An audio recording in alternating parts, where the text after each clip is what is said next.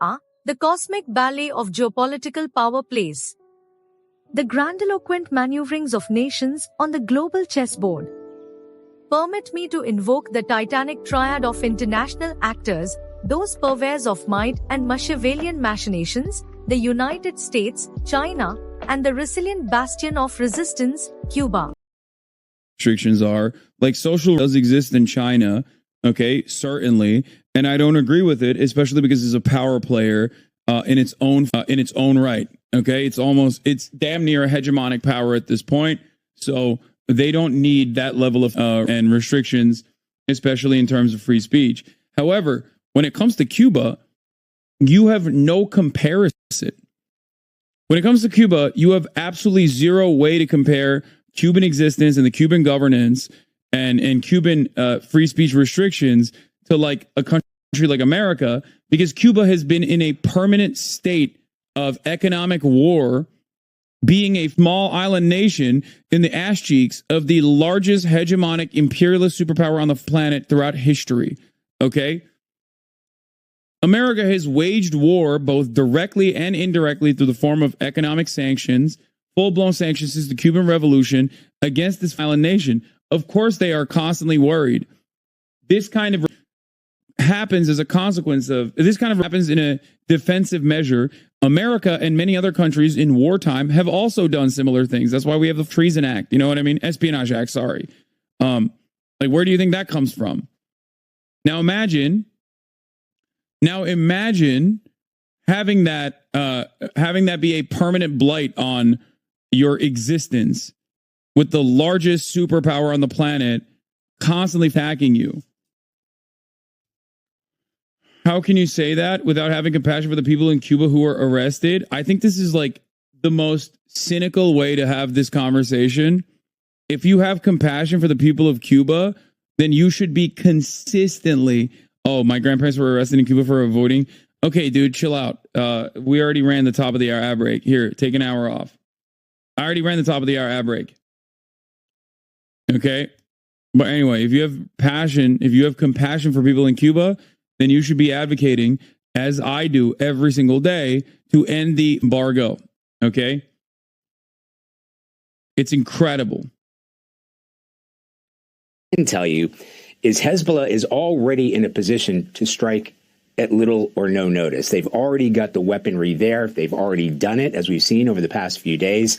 Iran, too, can perform a limited strike with their positioning. So the big question mark now is what Hezbollah does. Are they going to follow suit, as we believe the Iranians will? Are you saying that tough economic ties justify restrictions on freedom of speech? No, I'm saying that restrictions on freedom of speech historically has occurred in times of war in every country, including the United States of America. So if you can understand restrictions on freedom of speech in the United States of America during times of war, like World War II, for example, then you should be, and many of those restrictions have continued into now, as a matter of fact, then you should be able to at least comprehend why a government would try to limit. It's not a justification. Yes, it's an explanation as to why they have it. You're getting it exactly. This is the reason as to why they limit communication, especially when the United States of America has never stopped trying to interfere in Cuban affairs, like ever, consistently, through direct intervention, through indirect intervention, by making it as unlivable as possible. So, you know, if you can comprehend how America, such a powerful nation, was limiting their own free speech, okay, and still does at the behest of Israel, for example, which is crazy. But even in times of war, America's has taken incredibly restrictive actions on free speech. Then, you know, all Cuba has known is permanent warfare with the largest superpower on the planet.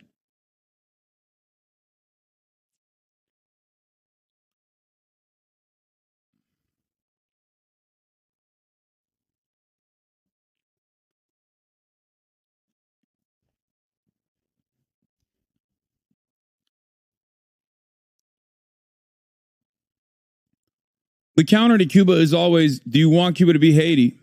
You know? That's it. ceaseless foreign intervention that actually succeeds. It's pretty easy to justify lifting the embargo in my mind, but why do we have it? War on communism is dead. I don't know, pettiness. Herein lies a tale of hegemonic impositions, Sisyphean struggles, and the multifaceted complexities of social difficulties, all wrapped in a veritable Gordian knot of historical and political exigencies. First, let us turn our ocular apparatus to the colossus of the East, China, a behemoth of unparalleled puissance and economic sinew, striding across the global stage like a leviathan from the deep. China, a veritable hegemon in all but name, engages in social difficulties with a fervor that would make even the most despotic potentates of antiquity shudder in trepidation. This nation, which teeters on the precipice of absolute global domination, inexplicably persists in its draconian measures, anachronistic relics of a bygone era. Why, one might query, does this Goliath of geopolitical gravitas continue to employ such oppressive stratagems when its stature alone should render such actions obsolete? The answer, my interlocutors, lies in the deep-seated paranoia and the inertia of authoritarianism, a paranoia that clings to power with the tenacity of a pit viper, even when the necessity for such control has long since dissipated. But lo, we must juxtapose this scenario with the plight of Cuba, that indomitable isle of defiance, perpetually ensnared within the vice-like grip of its gargantuan northern neighbor. The United States, with its imperious proclivities, has subjected Cuba to an unrelenting siege, both economic and ideological, that has endured for decades without reprieve. Sanctions, embargoes, covert operations, these are the bludgeons with which the American behemoth has sought to bludgeon Cuba into submission. Yet, the social difficulties that Cuba employs are not the whimsical excesses of a tyrannical regime, but rather the desperate measures of a nation under perpetual siege. When one's sovereignty is threatened by the most formidable superpower in history, one must resort to whatever means are necessary to ensure survival. Herein lies the crux of the matter, my dear compatriots of critical thought, the incessant comparison between Cuba's social difficulties and those of other nations, such as China or the United States during times of internecine conflict, is a gross misapprehension of the unique predicament in which Cuba finds itself. Unlike China, which wields its power with an iron fist out of sheer inertia, Cuba is a beleaguered David in the shadow of a Goliath, forced to employ social difficulties as a defensive bulwark against existential threats. The restrictions in Cuba are not born of a despotic desire to quash dissent, but rather of a necessity forged in the crucible of relentless external aggression.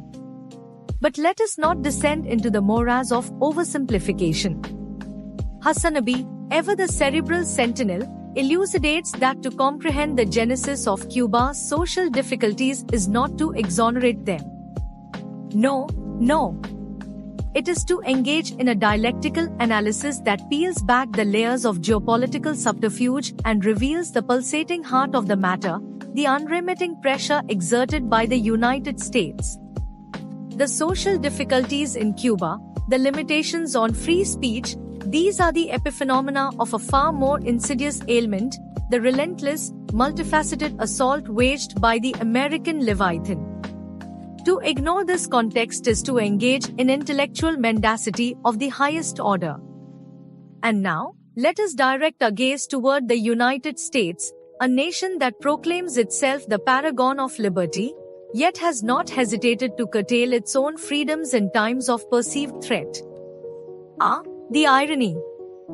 During epochs of warfare, from World War II to the Cold War era, the United States has enacted social difficulties that would make even the most draconian regimes blush with envy. The Espionage Act, the Patriot Act, these are the instruments of repression wielded by the self-proclaimed land of the free, all in the name of safeguarding the Republic. If such a mighty colossus feels the need to clamp down on dissent during times of crisis, how, pray tell, can we not extend a modicum of understanding to Cuba, which has existed in a state of perpetual crisis since the very inception of its revolution. This, dear listeners, is the apex of hypocrisy. The United States, along with its Western allies, is quick to cast aspersions upon Cuba for its human rights record, all while conveniently obfuscating the role it has played in creating the very conditions that necessitate such measures. The embargo on Cuba, a relic of Cold War enmity, is nothing more than an act of vindictive pettifoggery, a stubborn refusal to acknowledge the futility of its own imperial ambitions. The war on communism is over, yet the embargo persists, a monument to the petty vindictiveness of American foreign policy. HasanAbi, in his characteristic forthrightness, makes it abundantly clear: if you profess to care about the Cuban people, if you possess even an iota of compassion, then your clarion call must be to end the embargo. The social difficulties in Cuba are but symptoms of a greater malady, a malady inflicted by the United States itself.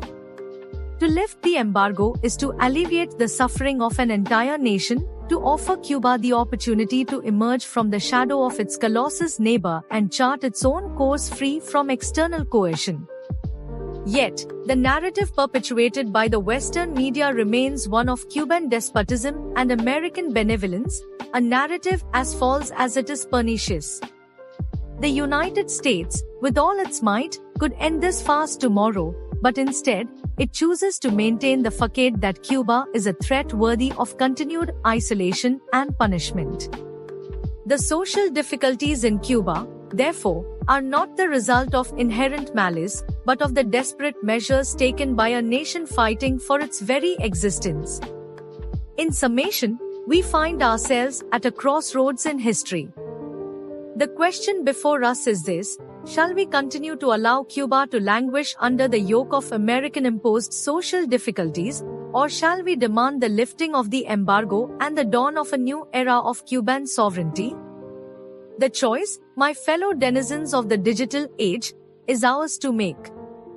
The consequences of inaction are clear, and the moral imperative is undeniable.